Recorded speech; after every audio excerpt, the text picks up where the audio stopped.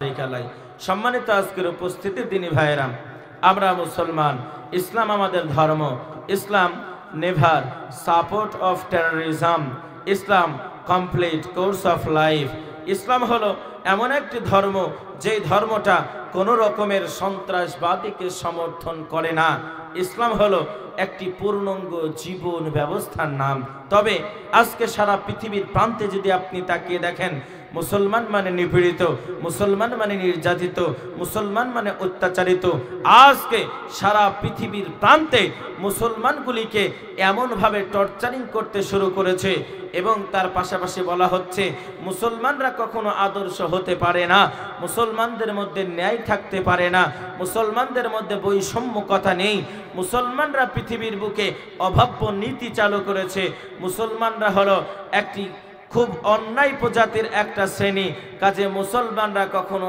आदर्श काउके शिक्षा देयनि।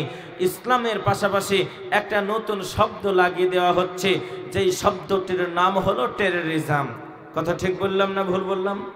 आज के सारा पृथिवीर बुके तुम्हें मुसलमान माने जंगीबादी मुसलमान माने सन्त्रासबादी तुम्हार नामटा मुसलमान माने तुम्हार सबार शेषे काज होबे तुम्हार नामटा बिनय माने सबार आगे काज होबे এই নীতি কিন্তু আজকে শুধু ভারতবর্ষের জমিনে নাই সারা পৃথিবীর বিভিন্ন প্রান্তে ইসলামকে কলুষিত করার জন্য পৃথিবীর মানচিত্র থেকে ইসলামকে মুছে দেওয়ার জন্য বেঈমানেরা কিন্তু বিভিন্ন দিক থেকে একটা টার্গেট চালাচ্ছে। আমি ঠিক বললাম না ভুল বললাম? এই কথা বলে না ঠিক বললাম না ভুল বললাম? কিন্তু আপনি শুনলে অবাক হয়ে যাবেন সারা পৃথিবীর বুকে দ্য 100 ম্যান 100 মানুষের জীবনী লেখা হলো।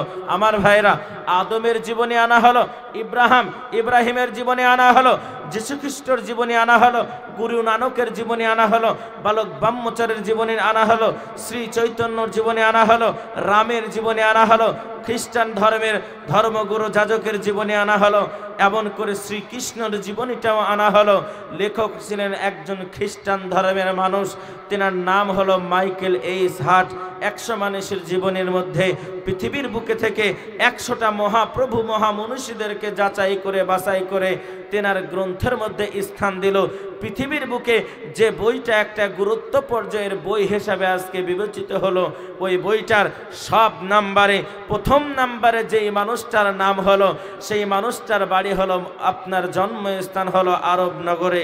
তেনার নাম হলো the Messenger of prophet Muhammad সাল্লাল্লাহু আলাইহি ওয়াসাল্লাম। একবার জোরে বলে নারায়ে তাকবীর। শুধু তাই নয় আমার ভাইয়েরা, আমরা শুধু বলে কোরআনের মধ্যে নবীর নাম আছে আর হাদিসের মধ্যে নবীর নাম আছে। আমি বিভিন্ন ধর্মের একজন ছাত্র, আমি গীতা পড়েছি, আমি রামায়ণ পড়েছি, এখনো স্টাডি আমি করছি, আলহামদুলিল্লাহ মাস্টার্স কমপ্লিট করলাম। আমি দেখতে পেলাম লেখা আছে লা ইলাহা হারতি পাপম ইল্লা ইলাহা পরম পদম জনম বৈকুণ্ঠনু প্রাপ্তি জপিত নামে মোহাম্মদন। বলে যদি দুনিয়ার মতন শান্তি তোমরা পেতে চাও, আল্লাহ ছাড়া কোনো ইবাদত নাই, আল্লাহ ছাড়া কোনো প্রভু নাই এবং মোহাম্মদের নামটা তোমরা জপ করে নাও।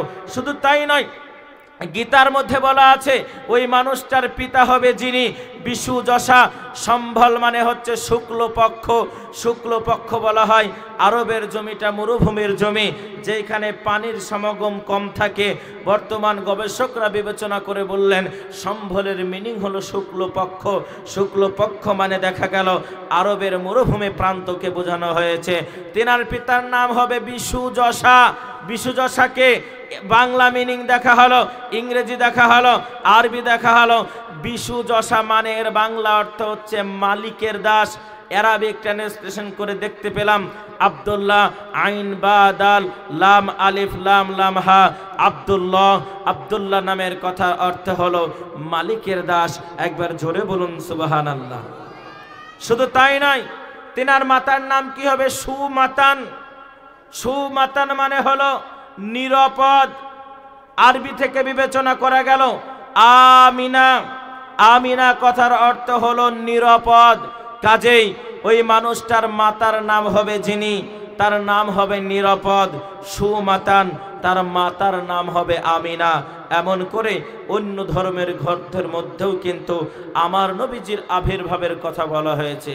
আজকে আপনি অবাক হয়ে যাবেন, ফ্রান্সের বুকে আমার আপনার নবী দ্য মেসেঞ্জার অফ প্রফেট শেষ জামানার বার্তাবাহক নবী যিনি, যিনার নামের সূচনায় সাল্লাল্লাহু আলাইহি ওয়াসাল্লাম না বললে মানুষ গুনাহগার হয়ে যায়, ওই মানুষটার চিত্রটা অঙ্কন করা হলো, তার একটা ছবি আঁকানো হলো।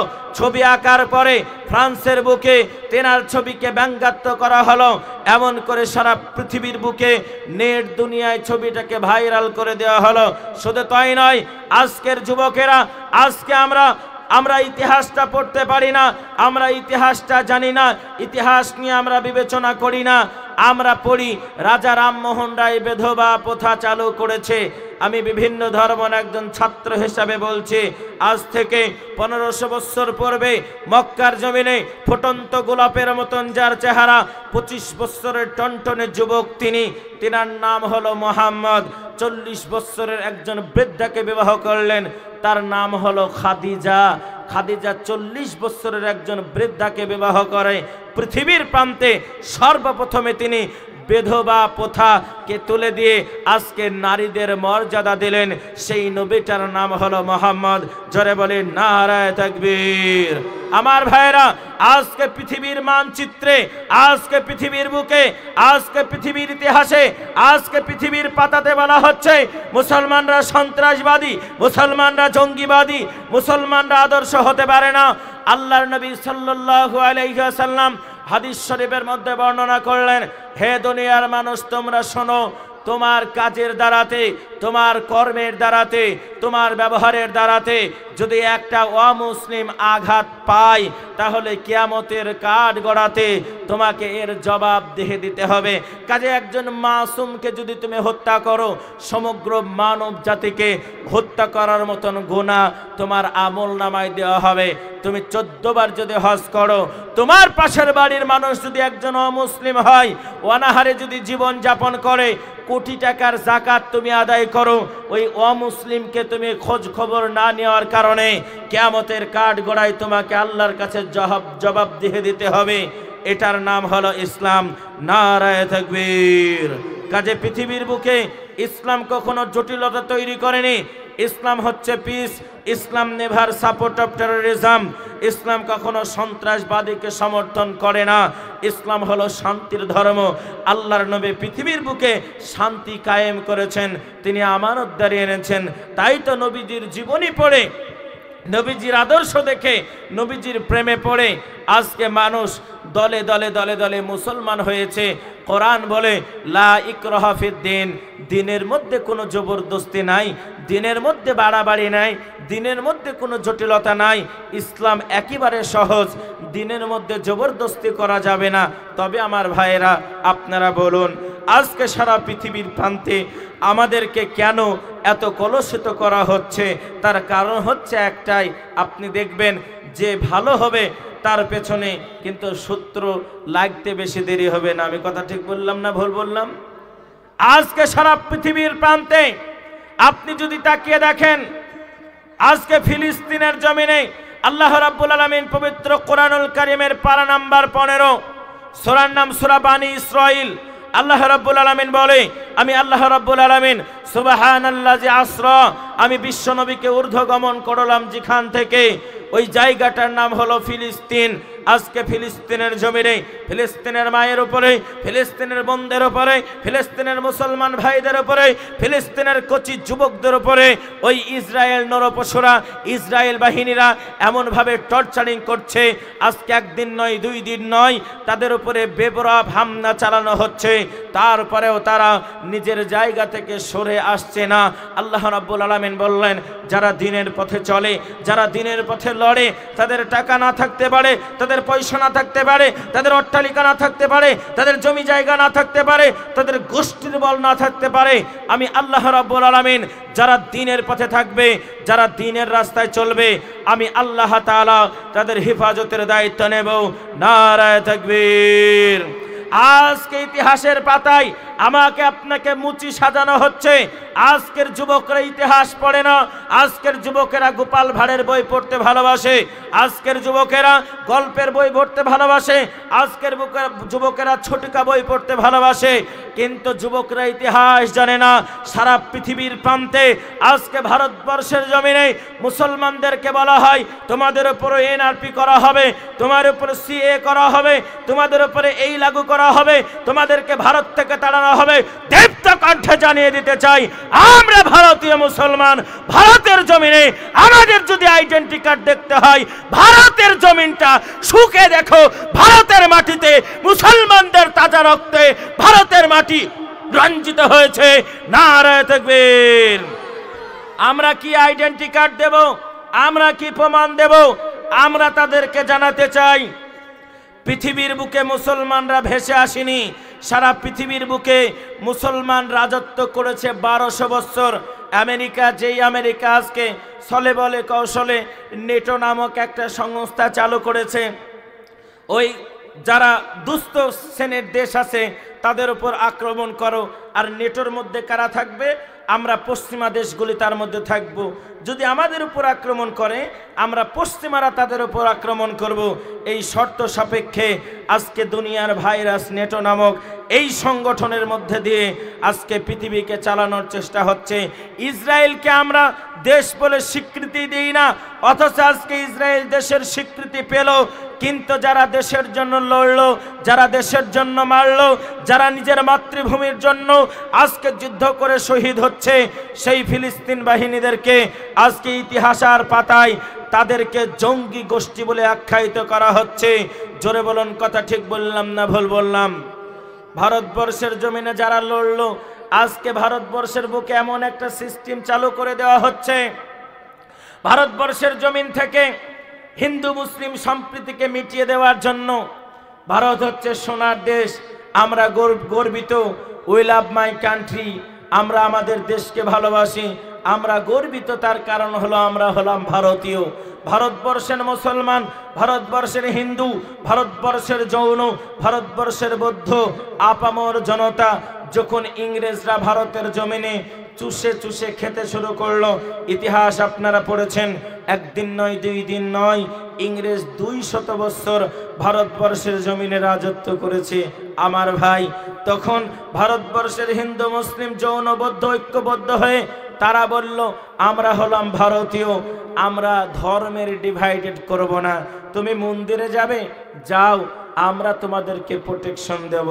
তুমি মুসলমান ভাই নামাজ পড়বে, নামাজ পড়ো, আমরা তোমাকে প্রোটেকশন দেব, আমরা তোমাকে হেফাজত করব। তুমি খ্রিস্টান, গির্জার মধ্যে গিয়ে তুমি তোমার প্রভুর নাম জপ করবে, যাও, অনুমতি দেওয়া হলো। ভারতবর্ষের বুকে সেকুলারিটি তখন ছিল, তারপরেও ভারতবর্ষের মানুষের মধ্যে ভারতীয় হিসাবে হিন্দু মুসলিম ডিভাইডেড তারা ছিল না। এজন্য তো কবি বলেছিল, মোরা এক বৃন্তে দুটি কুসুম, হিন্দু মুসলমান নারায়ে তাকবীর। আজকে সেই ভারতের জমিন থেকে এক শ্রেণীর লোক ভারতীয় সম্প্রীতিকে মিটিয়ে দেওয়ার জন্য ভারতবর্ষের জমিনের আজকে 76 বছরের ঐতিহ্যকে মিটিয়ে দেওয়ার জন্য ভারতের জমিনে এমন কিছু কার্যকলাপ চালানো হচ্ছে, যার মধ্যে দিয়ে ধর্মীয় মেরুকরণ করে আমরা তাদের মধ্যে ডিভাইডেড তৈরি করে দেব। আমরা তাদেরকে বলতে চাই, আমরা ভারতের মুসলমান, আমরা যেমন ভাবে আমাদের একটা রুটিকে অর্ধেক করে আমরা অমুসলিম ভাইকে খাইয়েছি, ঠিক তদ্রূপ ভাবে আমরা যতদিন বাঁচব এই জমিনে আমরা পচে যাব, এই জমিনে আমরা মরে যাব, এই জমিনে আমরা পোকা হয়ে যাব। আমরা নিজেদের মধ্যে কোনো রকমের আমরা জটিলতা তৈরি করব না, আমরা ডিভাইডেড তৈরি করব না। নারায়ে তাকবীর। আমার ভাইরা, যেই কথাটা আপনাদেরকে বলতে যাচ্ছিলাম, আমি মূল আলোচনার দিকে ফিরে যাব। আপনাদের সম্মুখে যেটা আমি উপস্থিত করলাম, আজকে সেই ফিলিস্তিনের জমিনে এমন নিপীড়ন চালানো হচ্ছে।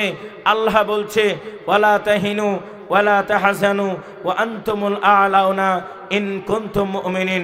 হে পৃথিবীর মুসলমান, তোমাদের কোনো ভয় নাই, তোমাদের কোনো ডর নাই, তোমাদের কোনো চিন্তা নাই, তোমাদের কোনো চেতনা নাই। যদি তোমরা মুমিন হয়ে যাও, আমি আল্লাহ তাআলা আমার হেফাজত, আমার সাহায্য তোমাদের কাছে পাঠিয়ে দেব। তার মানে বোঝা গেল যদি আল্লাহর সাহায্য আমাদেরকে পেতে হয় তাহলে আমাদেরকে মুমিন হতে হবে। কি হতে হবে তাড়াতাড়ি বলেন? মুমিন আমাদেরকে হতে হবে। আজকে আপনি তাকিয়ে দেখুন, তাদের কাছে সৈন্য নয়, লস্কর নয়, তারপরেও তারা দৃঢ়তার সহিত দাঁড়িয়ে আছে। তার কারণ হলো একটাই, তারা আল্লাহর প্রতি বিশ্বাস স্থাপন করেছে। আল্লাহ রাব্বুল আলামিন বললেন, হে পৃথিবীর মানুষ, আমি আল্লাহ তাআলা দুনিয়ার বুকে তোমাদের জান্নাতের জন্য 4টি বিষয় নিয়ে পরীক্ষা নেব। জোরে বলেন, কয়টি বিষয়? আচ্ছা, জান্নাতে আমরা কে কে যেতে চাই? একটু হাতটা উঁচু করে দেখান তো। এই তুমি জান্নাতে যাবা না? নারায়ে তাকবীর। আমরা প্রত্যেকে জান্নাতে যেতে চাই। এমনও লোক নাই এখানে যে আমি জাহান্নামে যাব এটা বলার মতো কেউ নয়। কেন? বলে জান্নাতটা সুখের জায়গা, ভালো জায়গায় সবাই যেতে চায়। আল্লাহ বললেন জান্নাতি যারা হবে এদের দুনিয়ার মধ্যে কিছু পরীক্ষা হবে। সেই পরীক্ষাটা হলো 4টি সাবজেক্টের উপরে জান্নাতীদের পরীক্ষা হবে। কয়টি সাবজেক্ট বললাম? 4টি। আচ্ছা বলেন তো, মাধ্যমিক পরীক্ষার 1 সপ্তাহ আগে যদি কোনো ছাত্রকে বলে দেয় যে শোনো তোমার মাধ্যমিকে এই প্রশ্নগুলো আসবে, তাহলে ও রেজাল্ট ভালো করবে কি করবে না? তা আল্লাহ তো সৃষ্টির লগ্নের আগেই বলে দিলেন যে শোনো, আমি আল্লাহ রাব্বুল আলামিন মুহাম্মদ সাল্লাল্লাহু আলাইহি ওয়াসাল্লামের মাধ্যম দিয়ে আমি কোরআনুল কারীম নাজিল করলাম এবং আমার বান্দাদেরকে বললাম যে দুনিয়ার বুকে 4টি পরীক্ষা নেওয়া হবে। এই 4টি পরীক্ষা থেকে উত্তীর্ণ হলেই তোমাদেরকে জান্নাত দিয়ে দেব। তাহলে আমাদের জন্য দুনিয়ার বুকে জান্নাতে যাওয়া সহজ হবে কি হবে না? নবীর সাহাবারা বললেন, ইয়া রাসূলুল্লাহ, ওই 4টি কি মারাত্মক পরীক্ষা হবে, আমরা উত্তর দিতে পারবো না? আল্লাহ নবীজি বললেন যে না, সেই রকম কঠিন পরীক্ষা হবে না, 4টি সহজ পরীক্ষা হবে। একবার জোরে বলুন সুবহানাল্লাহ। একবার তাকবীরের ধ্বনি দেন তো, নারায়ে তাকবীর। আর একবার বলুন নারায়ে তাকবীর। আমার ভাইরা, আমার আব্বা জানেরা, এলিয়ট নগরের তরুণ যুবক নওজওয়ানেরা, আমার ভাইরা, আল্লাহ পাক আল্লাহ তাআলা পবিত্র কালামুল্লাহ শরীফের 2 নম্বর পারার ভিতরে সূরার নাম সূরা আল বাকারা, আল্লাহ তাআলা ডেকে বলেন, হে দুনিয়ার মানুষেরা, আজকে সারা পৃথিবীর প্রান্তটা তাকিয়ে দেখো। সারা পৃথিবীর জমিনে মুসলমান তোমাদেরকে নিপীড়ন করা হচ্ছে, মুসলমান তোমাদেরকে নির্যাতিত করা হচ্ছে। পৃথিবীর বুকে এমনও কিছু দেশ আছে যেখানে মুসলমানের সন্তানগুলি নামাজ পড়তে পারে না, মুসলমানের সন্তানগুলি জায়নামাজ নিতে পারে না, মুসলমানের সন্তানগুলি টুপি পরতে পারে না, মুসলমানদের স্বাধীনতা দেওয়া হয় না। আমার আল্লাহ তাআলা ডাক দিয়ে বলে, মুসলমান, দুনিয়ার জমিনে আমি আল্লাহ রাব্বুল আলামিন 4টি বিষয় নিয়ে তোমাদের ঈমান খানাকে পরীক্ষা করব। নবীর সাহাবারা বলল, হুজুর গো, ওগো মায়ার নবীজি, ওই 4খানা পরীক্ষা নাকি মারাত্মক ভয়ঙ্কর পরীক্ষা হয়ে যাবে। আল্লাহর নবী বললেন, না না না, এমন কোন মারাত্মক ভয়ঙ্কর পরীক্ষা তোমাদের নেওয়া হবে না। 1 নম্বর পরীক্ষাখানা হলো আল্লাহর কোরআন জানিয়ে দেয়, ওয়ালা নাবলুওয়ান্নাকুম বিশাইইন মিনাল খাউফি ওয়াল জু'i ওয়া নাকসিম মিনাল আমওয়ালি ওয়াল আনফুসি ওয়াস সামারাত ওয়া বাশশিরিস সাবিরিন। আমার আল্লাহ পাক আল্লাহ তাআলা ডেকে বলে, ও পৃথিবীর মুসলমান, আমি আল্লাহ রাব্বুল আলামিন তোমাদেরকে জানিয়ে দিলাম দুনিয়ার বুকে পরীক্ষা নেওয়া হবে 4খানা। 1 নম্বর পরীক্ষাখানা হলো মিনাল খাউফ, দুনিয়ার বুকে আমি আল্লাহ আমার ভয় দেখিয়ে তোমাদের ঈমানখানা পরীক্ষা নেওয়া হবে। নবীর সাহাবারা বলল, হুজুর গো, কেমন করে ভয় আমাদের মনের মধ্যে আসবে? আমার আল্লাহ তাআলা কোরআনুল কারীমের মধ্যে করলেন বর্ণনা, ও দুনিয়ার মানুষেরা, ইয়া আইয়ুহাল্লাযীনা আমানু, ও আমার ঈমানদার বিশ্বাসী বান্দা বান্দীরা, হাক্কা তুকাতিহি, তোমরা ভয় করো, আমি আল্লাহ আমাকে ভয় করার মতো ভয় করো। ওয়ালা তামুতুন্না, এই বান্দা, অতক্ষণ পর্যন্ত মরো না, অতক্ষণ পর্যন্ত তোমরা মৃত্যুবরণ করো না। নবীর সাহাবারা বলল, হুজুর গো, আমরা কখন মারা যাব এটা তো আমরা বলতে পারবো না। ও গো মায়ার নবী, আমরা ডান দিকে সালাম ফিরিয়েছি, বাম দিকে সালাম ফিরাবো এই গ্যারান্টি কেন দেওয়া যাবে না? হুজুর গো, কেমন করে আমরা কবে মারা যাব এটা তো আমরা বলতে পারবো না, তবে আল্লাহর নবীজি আপনি জানিয়ে দেন অতক্ষণ পর্যন্ত কেমন ভাবে আমরা মরব না। জোরে বলা যায় না সুবহানাল্লাহ? সুবহানাল্লাহ বললে আবার কষ্ট হচ্ছে নাকি বাবা? তিরমিজির একটা হাদিস শোনাই, তিরমিজি 2য় খণ্ড। আল্লাহর নবী বললেন যদি কোনো ব্যক্তি সুবহানাল্লাহ বলে একটা গাছ চলবে। সাহাবারা বলল একটা উট চলবে। কত বছর চলবে? 100 বছর গেল। আল্লাহর নবীর সাহাবারা আবারও বললেন হুজুর তারপরে? বলে আর 100 বছর গেল। বলে হুজুর তারপরে? আর 100 বছর গেল। এমন করে 500 বছর পর্যন্ত একটা উট চলতে চলতে যতটা এরিয়া হবে, একবার সুবহানাল্লাহ বললে আল্লাহ তাআলা জান্নাতের মধ্যে আপনার জন্য অতটা গাছ তৈরি করবে। একবার জোরে বলি। আমরা কবে মারা যাব এটা কেউ বলতে পারবে? কেউ পারবে? কেউ পারবে না। মরণ একদিন হবেই, কেউ বলতে পারবে না। পয়গম্বর সুলাইমান আলাইহিস সালামের জামানায় একটা ছোট্ট কথা, একজন ব্যক্তি বললেন ওগো পয়গম্বর সুলাইমান, আল্লাহর হুকুমে ওই জিনেরা তোমার কথা শোনে, হাওয়া তোমার কথা শোনে, আগুন তোমার কথা শোনে, পানি তোমার কথা শোনে, এটা আল্লাহ তাআলার গায়েবী মুজিজা। তো আমাকে হাওয়াকে বলো আমাকে যেন পৃথিবীর এই প্রান্ত থেকে ওই প্রান্ত পর্যন্ত নিয়ে চলে যায়। পয়গম্বর সুলাইমান বললেন যে ভাই ওই প্রান্তে তুমি যে কি করবে? বলে এই প্রান্ত থেকে ওই প্রান্ত চলে যাব, তাহলে মরণ আমার কাছে যাতে অনেক দেরি হয়ে যাবে। একবার জোরে বলুন সুবহানাল্লাহ। তার কথা মতো সুলাইমান নবী বললেন যে যাও হাওয়া, তুমি ওকে নিয়ে ওই পূর্ব থেকে মাশরিক পর্যন্ত নিয়ে চলে যাও। আব্বা জানেরা, সোনার চাঁদ ভাইয়েরা, সঙ্গে সঙ্গে ওই মানুষটাকে আপনার পশ্চিম থেকে পূর্ব পর্যন্ত নিয়ে চলে যাওয়া হলো। পশ্চিম থেকে আপনার পূর্ব পর্যন্ত নিয়ে যাওয়ার পরে যখন দুনিয়ার জমিনে নামিয়ে দেয়, সঙ্গে সঙ্গে মালাকুল মউত আজরাইল তার পেছনে দাঁড়িয়ে আছে। সুলাইমান নবী পয়গম্বর 2 চোখের পানি কানা ছেড়ে দিয়ে কান্না করতে শুরু করলেন।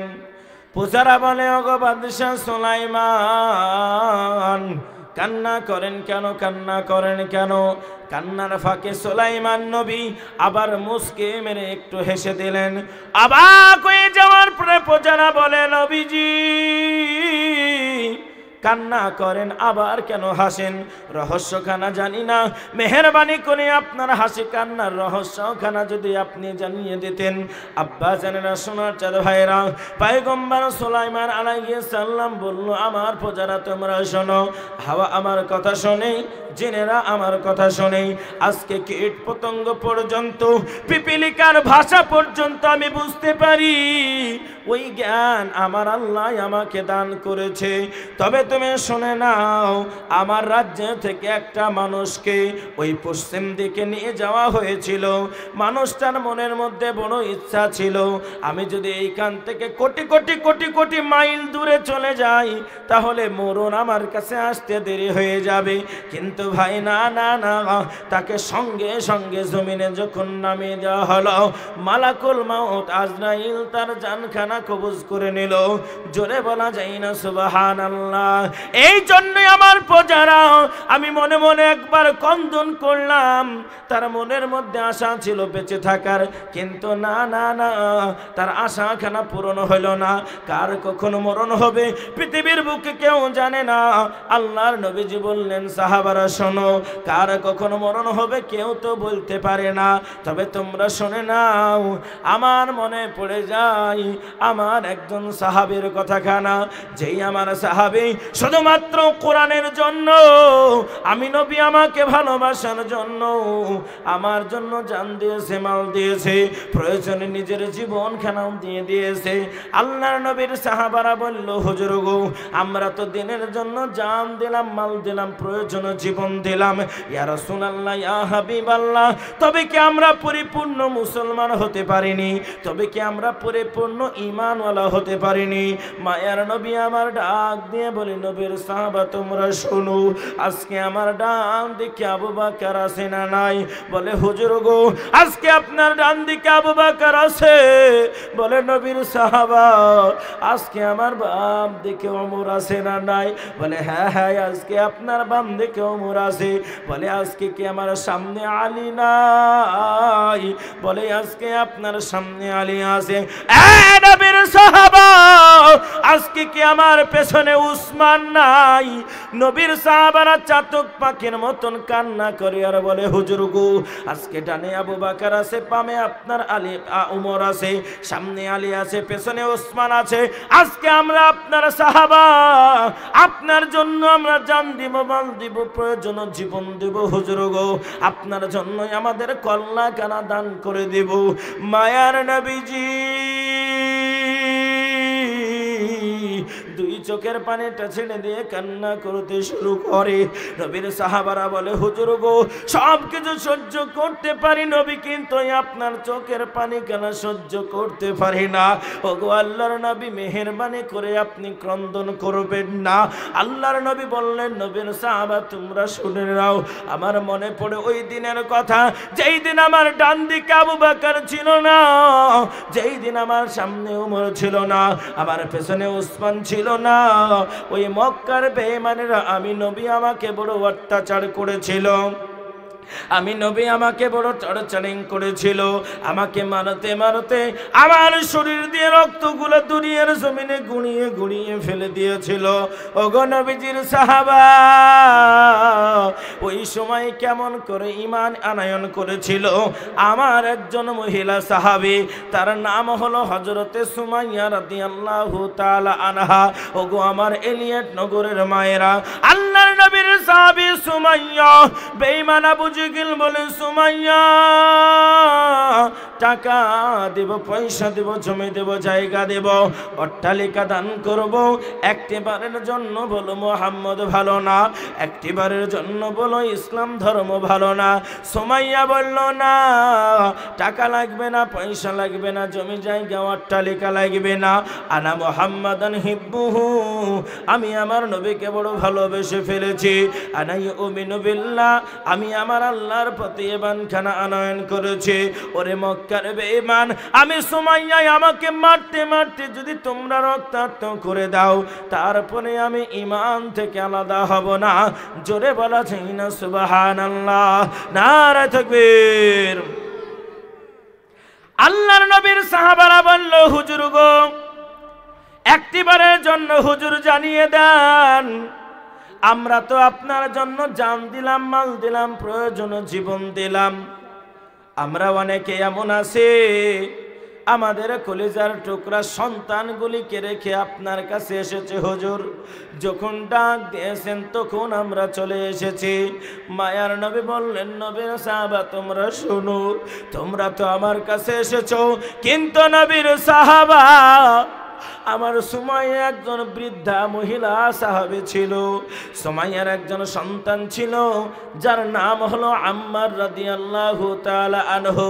শুধুমাত্র নবীকে নবী বলে স্বীকার করে নেওয়ার কারণে, শুধুমাত্র ঈমান আনয়ন করার কারণে ওই বেঈমানের দলেরা আম্মারের উপরে নিপীড়ন করে, অত্যাচার করে। ওরে আমার আব্বা জানেরা, ওই বেঈমান আবু জিগিলের মনের ভিতরে কোন রকমের দয়া হলো না, কোন রকমের মায়া হলো না। সুমাইয়ার পায়ের সঙ্গে উটের পাখানাকে বেঁধে দিল। উটের পাখানাকে বেঁধে দেওয়ার পরে ওই মরুভূমির প্রান্তে, মরুভূমির জমিনে টানতে টানতে টানতে টানতে সুমাইয়াকে নিয়ে চলে যায়। সুমাইয়া কান্না করে আর বলে আল্লাহ, ও রব্বুল আলামিন, পরওয়ারদিগারে আলাম, তুমি আমার ইজ্জতের মালিক, তুমি আমার সম্মানের মালিক, তুমি যদি আমার ইজ্জতটা রক্ষা করো পৃথিবীর জমিনে আমার ইজ্জতটা কেউ নষ্ট করতে পারবে না। ওরে আমার আল্লাহ, তুমি যদি আমার ইজ্জতখানা নষ্ট রক্ষা না করো পৃথিবীর জমিনে আমার ইজ্জতটা কেউ বাঁচাতে পারবে না। ওগো আমার আল্লাহ, আমি সুমাইয়া আমার জানমাল ঈমানের জিম্মাদারি তোমাকে দিয়ে দিলাম। জোরে বলা যায় না সুবহানাল্লাহ। এক কলিজার টুকরা মা তুমিও মা, নবীর সাহাবীও ছিল একজন মা। ওরে আমার আব্বা, আজকে তোমাকে দিনের জন্য কোনো কষ্ট করতে হয় না, আজকে তোমাকে কোরআনের জন্য কোনো কষ্ট করতে হয় না, আজকে তোমাকে ইসলামের জন্য কল্লা ঝুলাতে হয় না, জান কানা দিতে হয় না রে আমার আব্বা। কিন্তু নবীর সাহাবা টাকা পয়সার অভাবের লোভ দেখানো হলো। বেঈমান আবু জেহেল বলল, সুমাইয়া রে, এত কষ্ট তোমাকে দেওয়া হবে না, তোমাকে আজাদ করে দেওয়া হবে, মক্কার বুকে দামি ঘরে তোমাকে শোয়ানো হবে, মক্কার দামি দামি খাবার তোমাকে খাওয়ানো হবে। কত টাকা নিতে রাজি আছো? দিতে আমি রাজি আছি। কত টাকা নেবে? কত পয়সা নেবে? জমি জায়গা অট্টালিকা যা চাইবে তাই দেওয়া হবে। একটিবারের জন্য আমার কানে কানে বলো, ইসলাম ধর্ম ভালো না, লাত মানাত উজ্জার ধর্ম কানাই সব থেকে ভালো। সুমাইয়া বলল, না বেঈমান, আমি সুমাইয়া, আনা মুহাম্মাদান হিব্বুহু, আমি আমার নবীকে বড় ভালোবেসে ফেলেছি। আনাই উমিনু বিল্লাহ, আমি আমার আল্লাহর প্রতি ঈমানখানা আনয়ন করেছি। যে আল্লাহ আমার রুজির ব্যবস্থা খানা করেছে, যে আল্লাহ সাবা সামাওয়াতিন তিবাকা, সাত পাক আসমানকে মজবুতের সঙ্গে তৈরি করেছে। এ বেঈমান, আমি সুমাইয়া, আমাকে মারতে মারতে মারতে মারতে যদি তোমরা মেরে ফেলো, তারপরেও ঈমান থেকে আলাদা হব না। একবার মুহাব্বতের সাথে বলা যায় না সুবহানাল্লাহ? ওরে আমার আব্বা, ওই বেঈমান আবু জেহেলের মনের ভিতরে কোনো রকমের দয়া হলো না, কোনো রকমের মায়া হলো না। এমন করে সুমাইয়ার এমন একটা জায়গাতে ওই বেঈমান আবু জেহেল ঘরের মধ্যে প্রবেশ করলো। ঘরের মধ্যে প্রবেশ করার পরে বড় ধরনের একটা বল্লম নিয়ে আসে। বল্লমটা নিয়ে আসার পরে বলে, সুমাইয়া, এই বল্লমটা তুমি দেখতে পাও নাকি? বলে, হ্যাঁ দেখতে পাই। বলে, এই বল্লমটা দিয়ে তোমাকে চিরতরে শেষ করে দেব, দুনিয়ার জমিন থেকে তোমাকে মেরে দেব। সুমাইয়া বলল, না না না, বল্লমের ভয় আমি সুমাইয়া কখনোই করব না। এমন তো অবস্থাতে ওই বেঈমান আবু জাহাল বল্লমটা দিয়ে এমন একটা জায়গায় আঘাত করে, পৃথিবীর বুকে সব থেকে গুরুত্বপূর্ণ জায়গাটার নাম হলো, আজকে নারীর জন্য তার লজ্জা স্থান কতইটা না গুরুত্ব, আজকে পুরুষের জন্য তার পুরুষাঙ্গ কতইটা না গুরুত্ব। ওরে আমার আব্বা, ওই বেঈমান আবু জেহেলের মনের মধ্যে কোনো দয়া হলো না, ওই বেঈমান আবু জেহেলের মনের ভেতরে কোনো মায়া হলো না। এমন করে ওই সুমাইয়ার লজ্জা স্থানে ওই বল্লমটা দিয়ে যখন আঘাত করা হলো, হযরতে সুমাইয়া কলেমায়ে শাহাদাত পড়তে পড়তে দুনিয়ার জমিন থেকে ইন্তেকাল করে দিলেন। মায়ার নবী দুইখানা চোখের পানিটা ঝরিয়ে কান্না করে। নবীর সাহাবারা বলল, হুজুর, সুমাইয়া কতই না কষ্ট করে ঈমান এনেছিল। আল্লাহর নবী বললেন, আয় নবীর সাহাবা, তোমরা শোনো, আমি মায়ার নবী জানালাম, কিয়ামতের মহাময়দানে মুসিবতের দিনে ষড়যখানা যখন মাথার নিকটে চলে আসবে, মাথার মগজগুলা যখন টকবক টকবক টকবক করে ফুটতে থাকবে, কারো ঘাম হবে হাঁটু পর্যন্ত, কারো ঘাম হবে গলা পর্যন্ত, মানুষেরা যখন নাফসি নাফসি নাফসি করে ছুটে বেড়াবে, ওরে নবীর সাহাবা, আমি আল্লাহর নবী জানালাম, শাহাদাতান, তোমরা সাক্ষী হয়ে যাও, ওই সুমাইয়াকে না নিয়ে আমি নবী আল্লাহর জান্নাতে যাব না। জোরে বলা যায় না সুবহানাল্লাহ? নারায়ে তাকবীর। এই জন্য বলবো আমার আব্বা জানেরা, সোনার চাঁদ ভাইয়েরা, এক নাম্বার পরীক্ষা খানা হলো আল্লাহর ভয়। হযরতে সুমাইয়া শেষ পর্যন্ত ঈমান না করে মৃত্যুবরণ করেনি। দুই নাম্বার পরীক্ষা হলো মিনাল আমওয়াল।